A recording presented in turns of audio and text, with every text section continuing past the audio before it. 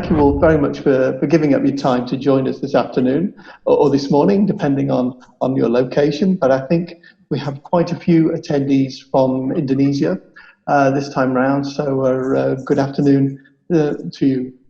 We will have a couple of Bahasa Indonesia speakers joining us, and so please don't be afraid to ask questions in Bahasa Indonesia in the chat line to ask for clarification, and we'll respond to those. I'm sorry, it's only going to be in English today.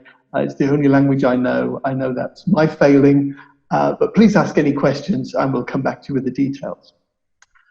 I'll now get rid of my face for you and ask Craig to put up our first slide, and I'll see you all again soon while you listen to me. Fantastic.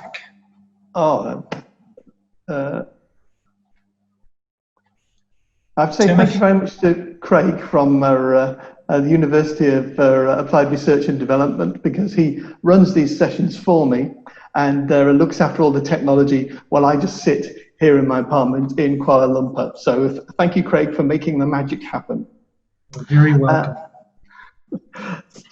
So this is the second of the webinar sessions that we've run. The purpose of these is to keep people connected, to keep people talking. This is a time where we could risk isolation. That seems strange saying that when so many people are taking endless video calls at the moment, but that's great because we're finding a way to keep talking and keep planning around education. Today we're going to talk about creating global education pathways. Craig, could you put the next slide, please? Thank you. So we're going to look at how to keep those global education pathways open and how to give people as much flexibility in their education planning as possible. To do that, I'm going to start by talking about what the UK education system and structure looks like. What are the building blocks of the structure, of the qualifications, who's the regulator, and how we operate within that environment.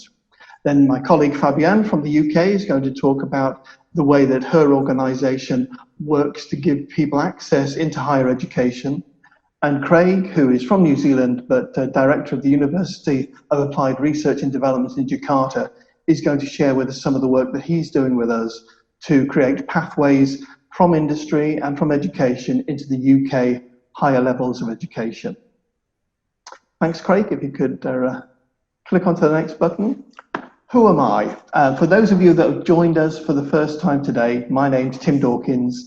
I'm the responsible for NOCN's operations in Southeast Asia. I've realized I look a little bit like a pirate in that picture.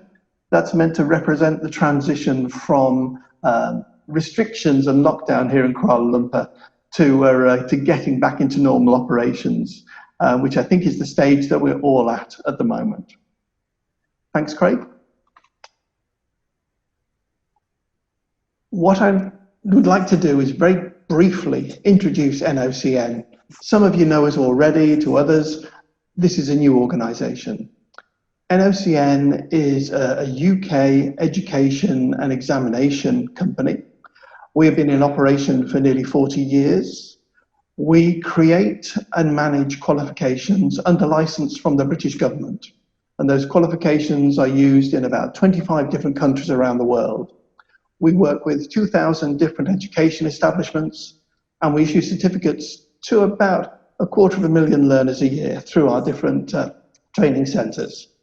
We have a number of different companies within the group. Some focus on qualifications in higher education, others in qualifications in construction. You can read all about us on the internet and from these slides. I don't want to spend too much on NOCN because a lot of you know us already. Craig, if you could take us to the next slide. And thank you, click a couple of times. So we're going to talk today about how the qualification structure exists in the UK, how it operates and who regulates it. So we see there that Ofqual is at the top of my slide. Ofqual is a non-ministerial government department in the UK that oversees qualifications and education and examinations. NOCN operate under strict license from this government department. that the UK government doesn't produce or own any qualifications of its own at all. It licenses organisations like mine to create those qualifications and do that work for them. And so a key part of what we do is to collaborate with businesses and with training organisations to create the qualifications that are required. We work strictly to the directions of Ofqual to create these qualifications, but also we work very hard to meet the demands of business and of education. And then we work with the universities, the schools, the colleges, the sekolah tinggi, to make sure that those qualifications are delivered in the right way. Those schools and colleges teach and assess to the students, but we have oversight of that process and carry out external quality assurance visits and audits to make sure that those standards are maintained. And we certificate the learners at the end of that process. So our role in the education sector is to be an extension, really, of the British government's Ofqual. So Ofqual is very important. Ofqual is the guiding light in what we do. We don't always call it the guiding light. Sometimes we call it the watchdog, which is why I have my little friend there. So Ofqual produce documents and directions which dictate every part of how we operate as an awarding organisation.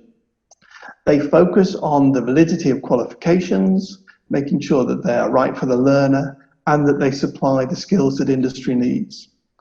They focus on the assessment methodology that's used to make sure that all students taking a qualification reach the same level. And it's all about driving confidence in the education sector, building confidence in employers when they recruit people, that they have the skills that they should have, and giving confidence to students and teachers that the qualifications are robust and fully supported. And it's our relationship with Ofqual that really gives us the position that we hold in the education sector. Looking a little bit further at quality assurance and regulation, I wanted to talk about 3 documents. It seems very, very dull to want to talk about a hierarchy of documents, so I apologise, but these are the guiding documents. NOCN operate under Ofqual in strict accordance to the regulations of conduct of an awarding organisation. And I've put in the slides the links through to these documents if anyone wants to have a look and look further at these documents. These outline exactly how we should operate, and they cover everything that we do, including our interactions with industry to get qualifications that are valid and relevant to the industries that they serve. They outline absolutely how we should operate with a centre, with a training centre, to make sure that standards are maintained. And they outline how we should look after the learner as well. The learner is key to this, making sure that the learner is supported, safeguarded, and securely taken through the education process. From that, we create a document. Craig, you've moved on a little soon for me. Thank you. From that document, we create the NOC Quality Assurance Guide, which dictates how a centre should operate. And each qualification that we produce has a qualification specification, which outlines how a qualification should be delivered, who can deliver it, and the environment it should be delivered in. And again, this is all about ensuring the consistency of delivery. All these documents are openly shared. You can see the NOCN documents on our website, and every one of our 600 qualifications has a qualification specification document, which outlines every detail about that qualification. For those of you who are coming from an English language training background, you can find all the ESOL qualifications listed on our website, and the specification that supports those and directs how it should be taught is all available on our website, along with everything else. Thanks, Craig. So I wanted to talk there about how we're regulated, what our governance is all about, because it's very structured, it's very rigid, and that is the environment in which we operate. That's what gives customers, training centres and students reassurance that they're operating with a legitimate organisation that is creating qualifications that are going to be widely recognised and valued by industry.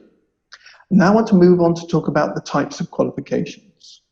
the types of vocational qualifications that NOCN are involved in, and really there's only two types of qualifications: regulated qualifications and endorsed programs.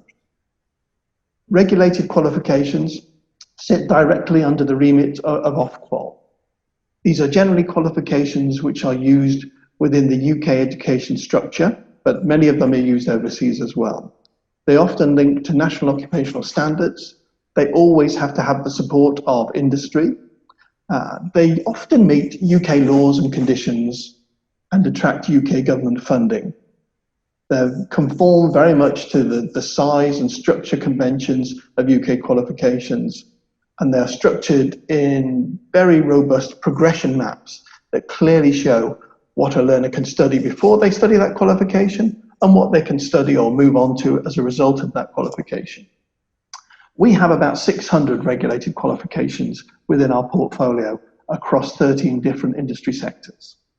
They're all available for viewing on the website. Then we look at endorsed qualifications, and these are qualifications which we create with training providers and with business to create programs that really meet the needs of industry, or in some cases it's local needs. This is an area of work where we operate a lot outside the UK, because we have the UK qualifications, but often they're not the right fit.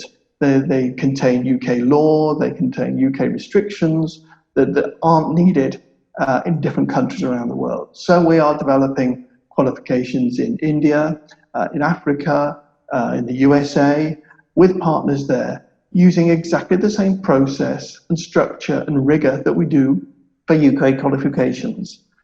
And it allows us to create qualifications that meet those local requirements. This is a great area for innovation and development. This is generally where new qualifications come from. We start working with businesses, we start working with training providers, and those qualifications become mainstream and cross over the line, if you like, in the case of this slide, and become regulated qualifications. So these are the two main types of qualification: regulated and endorsed qualifications. Thanks, Craig.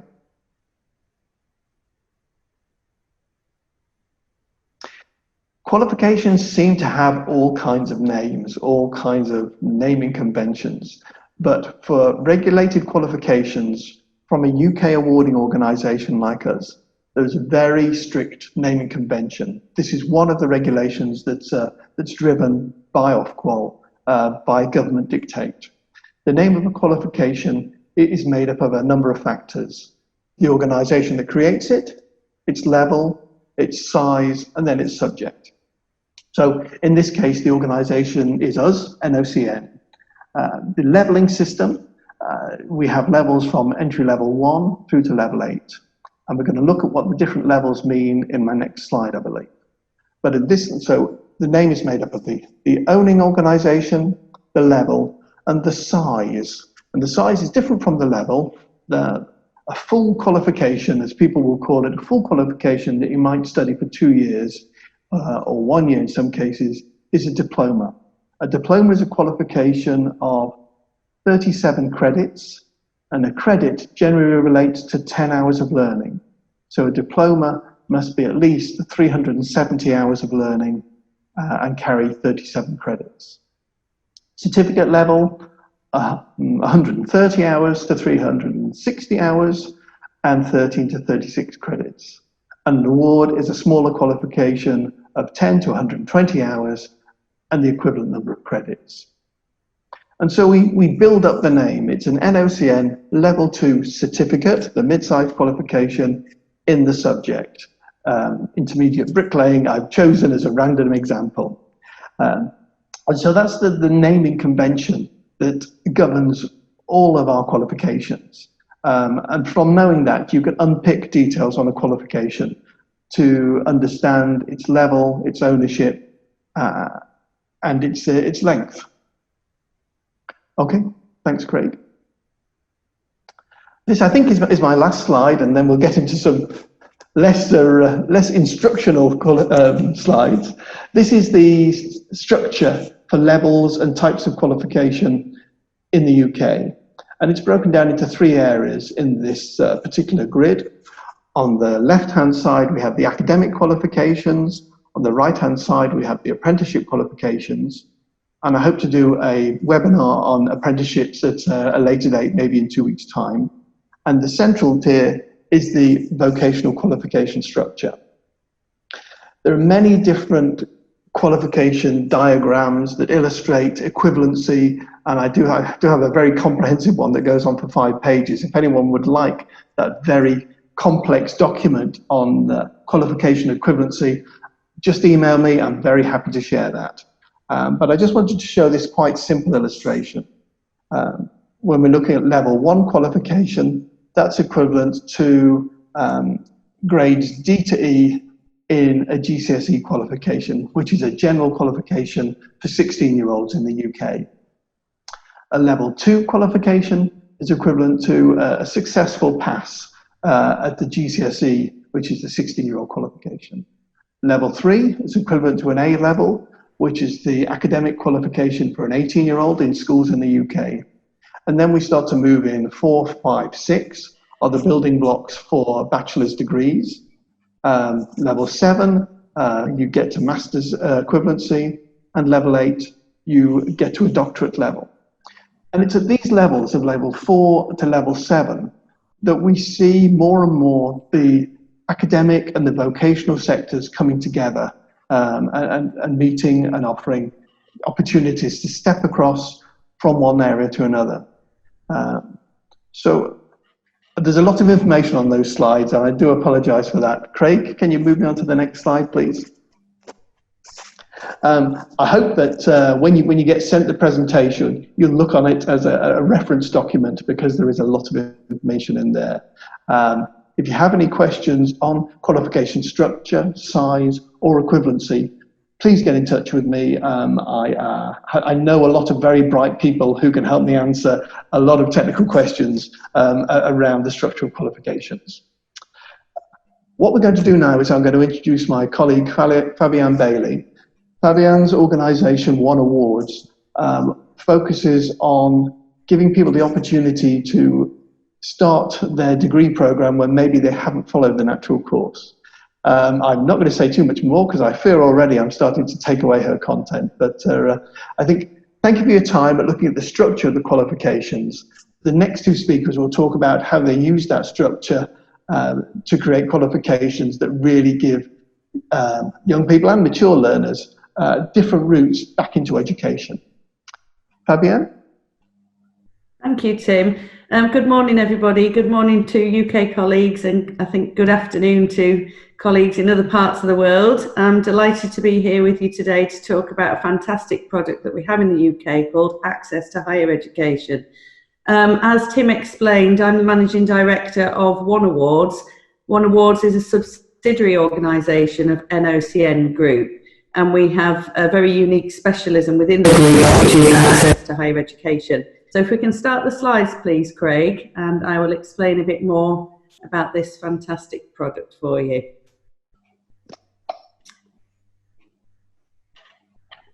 Okay, so access to higher education is a model that we use in the UK to support adults who have possibly missed out on the traditional routes to higher education, or want to change career, want to do something different. They've got to a point in their life where they think, do you know what, this isn't the route for me, I want to change direction, and want to start something new for themselves. Can we just move on, please, Craig? And again. So it is a level 3 qualification, and it's nationally recognised by our Quality Assurance Agency. Now, it's very similar to Ofqual that Tim's just described to you. The Quality Assurance Agency is an independent organisation in the UK that regulates higher education, and that includes access to higher education. It's supported by the Department for Education and is funded by the UK government.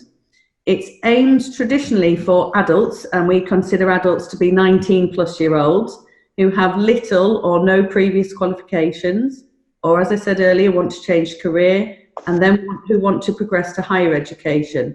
That's not just degree programs at university, but that is the most popular route, but it also includes higher level apprenticeship programs. And for any of you who understand the British apprenticeship system, it's a very well established system, and access to higher education allows a pathway into those higher level apprenticeship routes. So it's funded by the UK government as a means to widening participation, and its primary aim is to attract more adults into higher level learning. Widening participation statistics from access to higher education show that it has the best results in terms of attracting different students from different communities and different groupings. If we can move on, please, Craig, I'll talk a bit more about that. So our statistics show that access to higher education attracts a lot of women. So in terms of empowering women, 73% of access students are female. It attracts older learners, so where we're looking to promote adult lifelong learning, almost half of access students are over 25-year-olds. Almost 30% come from ethnic minority groups. Almost 20% of access students come with a disability. Almost a quarter are from what we consider disadvantaged areas. And these access students have very high achievement rates. So despite the stats, despite some of the barriers that they may face, despite the other commitments that they have in their life, they achieve and progress and succeed very well. If we can move on, please, Craig. Now, access covers a whole range of different diploma titles, and I'll cover some of those on the next slide. But for the past 10 years, the most popular routeway is in the health subjects. So we have an access to health diploma, and almost half of access students study this. That leads to medicine, nursing, GPs, paramedics, all sorts of different careers in health. The next most popular is social studies, and that includes things like social work. Then it's biological sciences, business and admin, and education. But you can see there from the percentages that the health route is by far the most popular. Next slide, please, Craig. So how can we use the UK access model to support international students? Well, our Quality Assurance Agency currently does not operate internationally, but as Tim described to you earlier, One Awards and NOCN Group do. So we want to try and replicate this model for international students so that more international students can bridge their gap to higher education. We are aware that in many other countries in the world, they don't have a similar product to this. So we want to be able to introduce this into different markets to support different student groups. So we've been working in the background to develop a partnership with our largest provider of access to HE in the UK. And we've been working with them to see what an international pathway could look like. So we're set to pilot this programme this year. We're just waiting for some marketing material to share with interested parties.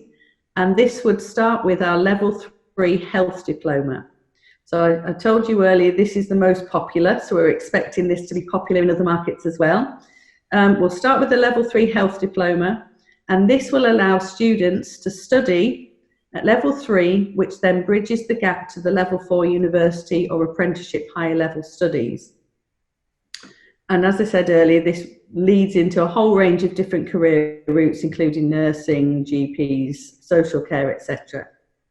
And if this pilot is successful, we would look to develop similar programs for other diplomas, such as the business and IT routes. We already know that that would be a very popular option for international students.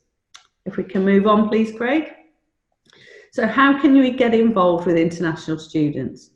We've established a network of partner agents. Tim and Craig, we have a number of people who are happy to work with us to help promote this programme internationally. So the students would engage with the local agent, and that agent would make sure that they're eligible for the programme by completing an initial assessment. This would include a check of their level of understanding and knowledge and skill in the English language. And we would expect that any international student entering the programme would have at least what we class a Level 2 in English language.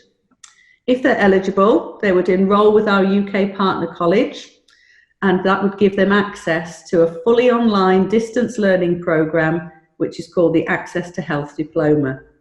This usually takes 1 year of part-time study. Now, depending on how much time and how much commitment a student has, that can be completed much sooner, but it really is dependent on the individual and they can take longer if they need to, but a typical student takes 1 year of part-time study. They would get ongoing support from the partner college, and that would be online tutorials, online support materials and resources, but the local agent would also be available to support with in-country classroom support if necessary. On completion of the programme, One Awards, our organisation, would quality assure the programme, make sure it's been delivered in an effective way, and we would quality assure the achievement of the individual learners. So we would check that the assessment decisions are correct, and if we agree that that individual learner has achieved, we would validate that achievement and certificate for them. Now, once the student has that certificate from us, they are then able to progress to a UK higher education degree programme with our partner institution. So we have been guaranteed places for any international students who successfully complete this programme to progress to a health-related degree at the same institution. So it's a fantastic opportunity, but we do understand that lots of students might not want to come to the UK to study. So that we've also developed a partnership with an online degree provider who will also accept this qualification as entry into their online degree courses. So there's two options for international students. They could come to the UK to progress into higher education, or they could stay in their home country, study an online degree course in health. But the Level 3 Access to Health diploma will give them guaranteed entry to both programmes. Next slide, please, Craig. So if you're an international centre or a government department, how might you get involved? So we are working to support our international partners. We already provide international consultancy around all of our products and services. And we've got a very good relationship now with Craig, who's our main host today. He's supporting developments in the Indonesian market, and my colleague Tim, who you've already heard from, covers the ASEAN region. So between Craig and Tim, they've also established a network of partners who are interested. And if you're also interested, please do get in touch with myself or Craig or Tim, and we can start to work together on what that might look like for your centre. As I mentioned, we do consult with government departments as well. So if you are working with a Department for Education, for example, or an accreditation department, please do talk to us if you're interested in adding this product into your portfolio, trialling it. We can give you guidance and advice on how to set that up.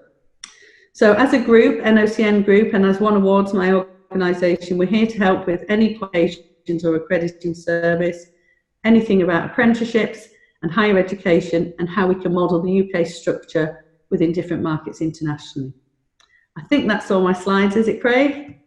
Yes, thank you. So thank you everybody for listening. I know there's a lot to take in, but once you've digested, if you watch the video again and have questions, more than happy to have one-to-ones with people outside of this meeting, and we can talk further. So thank you very much. Thank you very much, Fabienne. Thank you for giving us that detail from the UK. I think the Access to Health programme is a very interesting new innovation for us and for those organisations in the UK supporting it. I think that guaranteed place to a degree in the UK has already interested quite a lot of people. And I think the fact that it could be a flexible entry with them being online for the first year is adds value to that as well. Next, I'd like to invite Craig to speak. Craig's our virtual host, and they're a long-time customer of NOCN's. And Craig's going to talk about the work that he's been doing in Indonesia now for some time. Craig, can I pass to you on your own platform? It seems rather presumptuous, but I'll pass to you, Craig. Thank you very much. I have been keeping an eye on the chat just to see if there are any questions. I won't take too long because I want to give you the opportunity to ask questions because there's a lot of information that we've received just now, and the endorsement process and working with universities and partners, as Fabienne just talked about, is an exciting opportunity anywhere in the world to really partner with people with a highly, often a highly regulated and difficult industry. But One Awards and NOCN Group have made this really achievable for anyone, anywhere, to work with NOCN Group and One Awards, particularly in the ASEAN region where Tim is, and globally as well. So just want to say thank you to the both of you. It's been great working with you thus far. You've made life very clear and very simple. And I want to give some examples for everyone who's on the call today of how we at the university have been able to partner with other organisations to help them achieve their goals. That's really what we want to do. We want to help other organisations, universities, training organisations, community groups to achieve their vision. Yeah, to achieve their vision, to achieve their goals and their mission. And often training and development is so core to that. Because as we grow our vision for our organisation and our impact in communities, we need more people, great people, continuously trained and developed to make an impact. So training and development is so important. I'm going to share my screen with you just to talk about 3 examples of the way that NOCN Group and One Awards and myself at the university have worked with other providers to make sure we can serve them well. So let me just share my screen now for you, and feel free to drop any questions into the chat as well.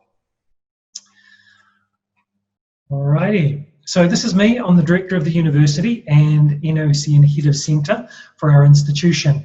I'm also a Google certified innovator and Microsoft master trainer. I'm residing in Indonesia, but I'm a New Zealander, and the university was established in New Zealand and registered in the United Kingdom with One Awards and NOCN Group. And so what we do, one of the things that we do is I've been going to Nepal, and if you've ever been to Nepal or Kathmandu or tried to climb a mountain, it's an incredible place who's had some real challenges with the earthquake and other things, but it's a dynamic, amazing place, and education is a high priority. So I've been going there for around 9 years now, going and doing professional development. We have an animation, movie making and creativity project, which we started 9 years ago. Then the earthquake hit, and then we paused and restarted 2.5 years ago. We went from 1 school and about 10 children in schools doing an animation and movie making program to now having around 10,000 students involved in learning animation and creativity every day throughout Nepal. And one of the things that came up is the desire for higher qualifications at an international standard delivered in Nepal, accessible for educators, for people that were teachers, heads of department, principals, directors of schools. And that was an exciting opportunity. So NOCN Group, One Awards, and myself, the university, we talked with our team in Nepal, and we built together by working with other universities around the world and gathering great content. We built a master's in education from scratch. One Awards then got that peer reviewed with a subject matter expert to make sure that it was at the standard that we wanted, that it covers the academic requirements, that it meets the expectations to be at that quality. Then we launched it in March, and now we have close to 50 educators for the first time in the world doing an international master's in education, endorsed from the UK, run live every week into Kathmandu via Zoom, a private Facebook group, and using Google Classroom. And this is just a picture of one of our Wednesday night meetings where we spend an hour and a half together. We have anywhere between 30 and 50 people on a call. So this is one example of a model where there was a qualification that didn't exist and there was high demand.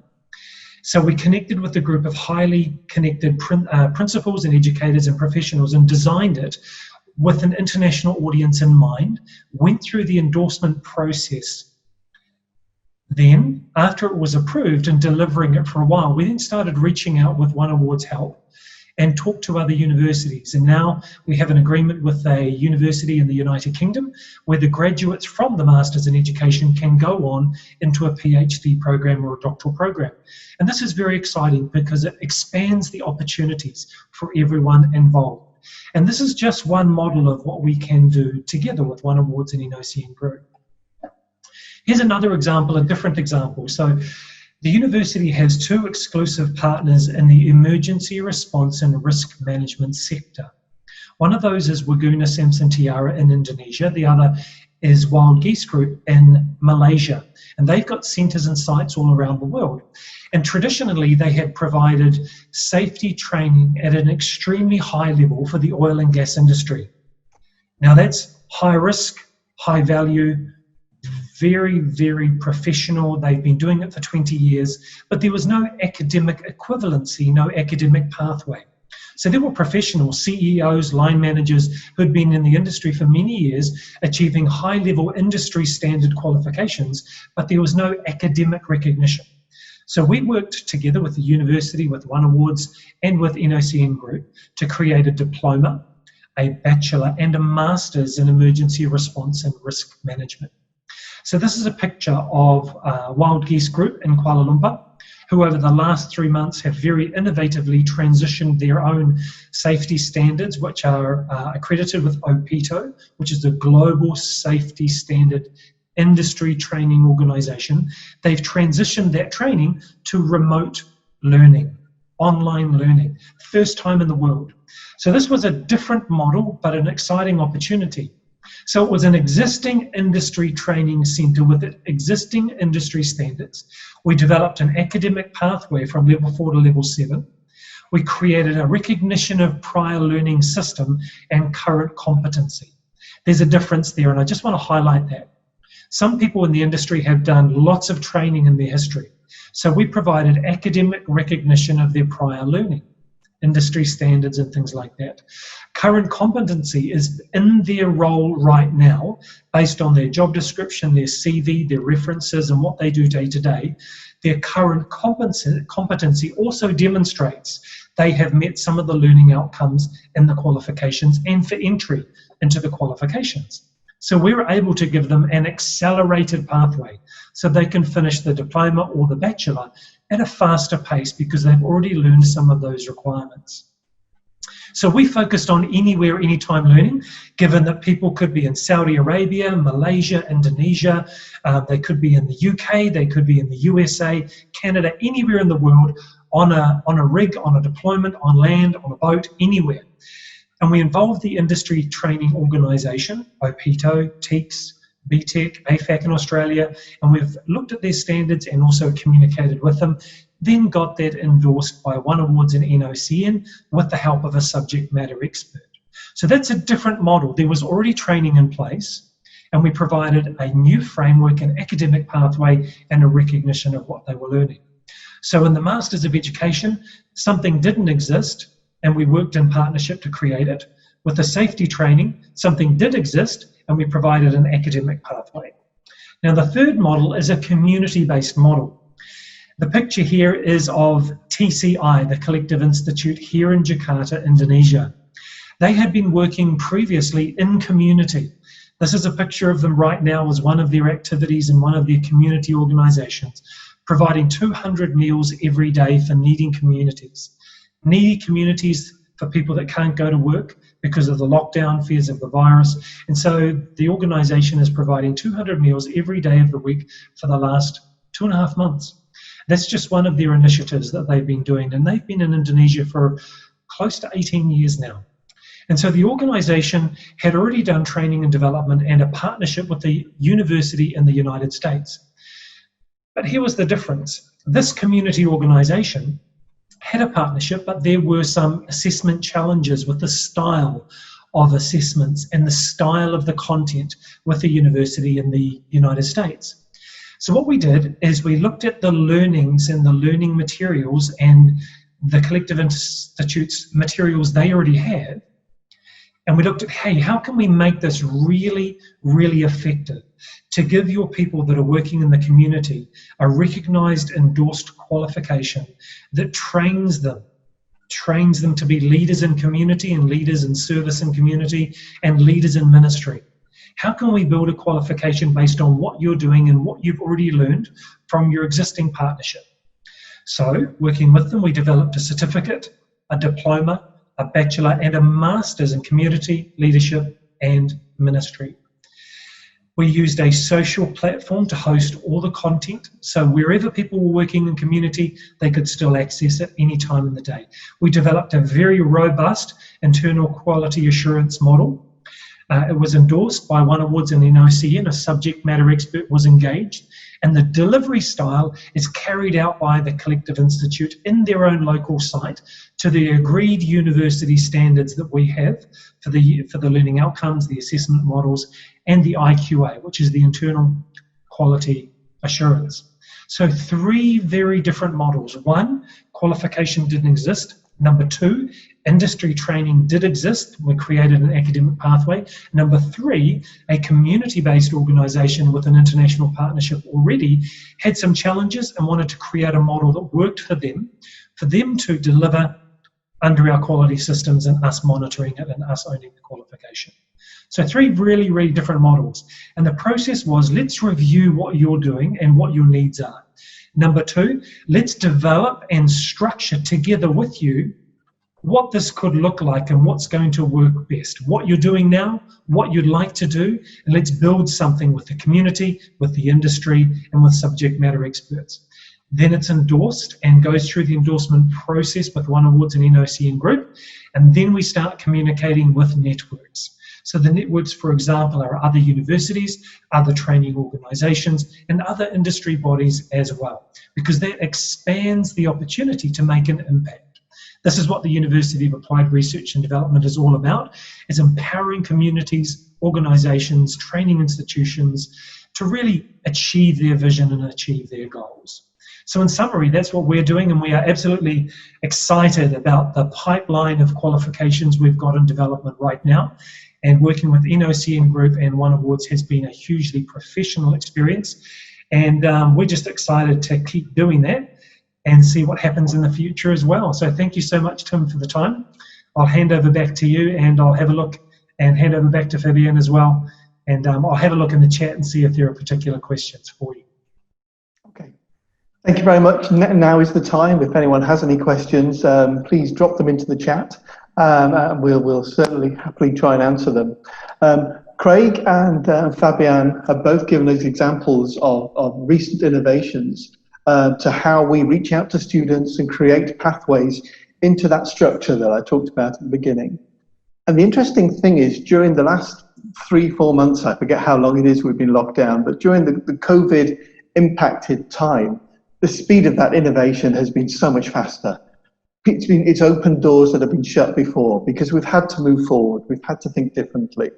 And so the remote delivery of a pathway to a degree in health has really been fast-tracked because of the environment we found ourselves in. And already we know that people want different programs delivered in the same way because it allows people to carry on learning, and that's great.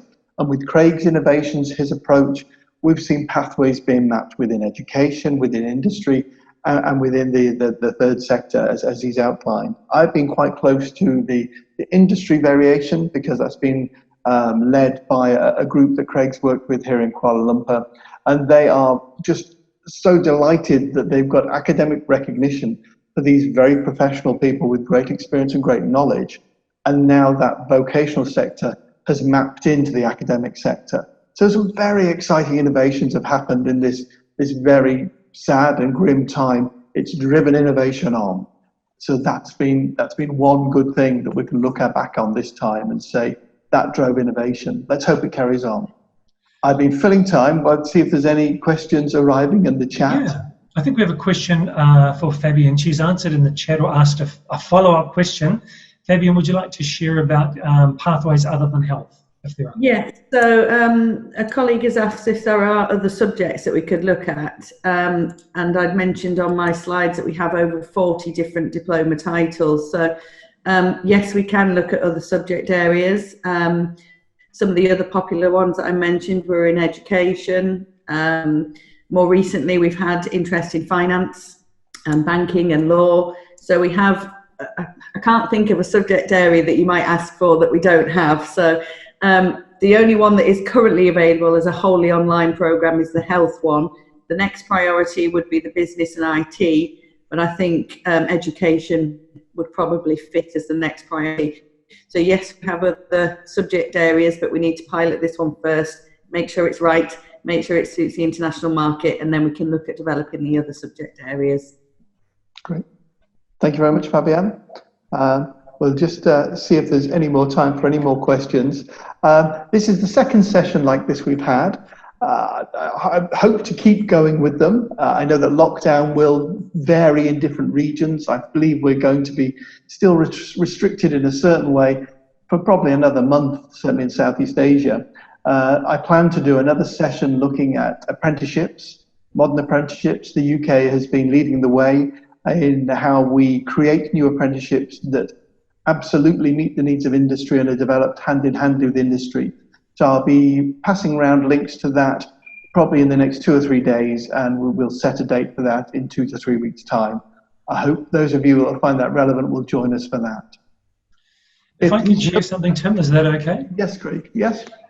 Something that we may have missed on Fabian's slides is the opportunity for universities that are seeking international review and international accreditation for their degrees, their diplomas, their masters. It's one of the things that One Awards does, is to provide feedback and review and endorsement for universities that are seeking an international endorsement of their qualifications. I know in Indonesia, it's something that's quite an interesting topic right now and over the last 12 months for universities to work with organisations who can review, provide great feedback at an international level to help universities improve their qualifications and endorse them as well for whatever reason, to improve the quality, for marketing purposes, to build partnerships around the world.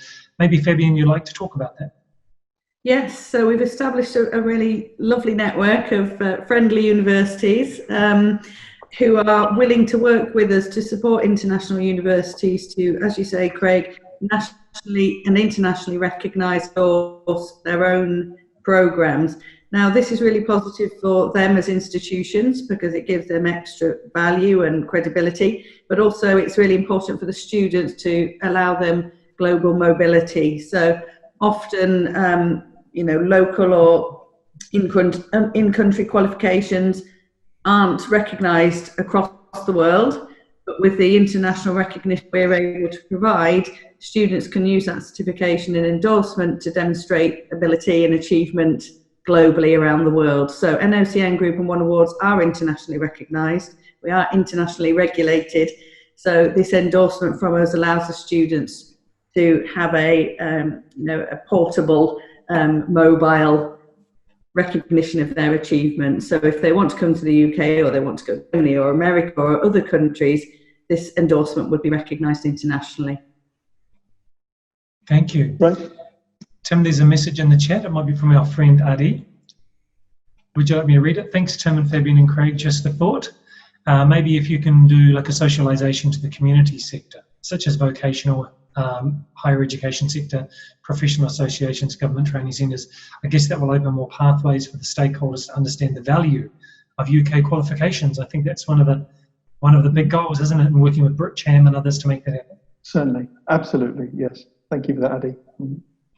Okay, well, if there's no more questions, I will thank you all very much for attending this afternoon. I hope there was something there for you to take away from that. If you want to get in touch and get any further information about the qualification structure or any of the proposals we've talked about, please don't hesitate to contact me.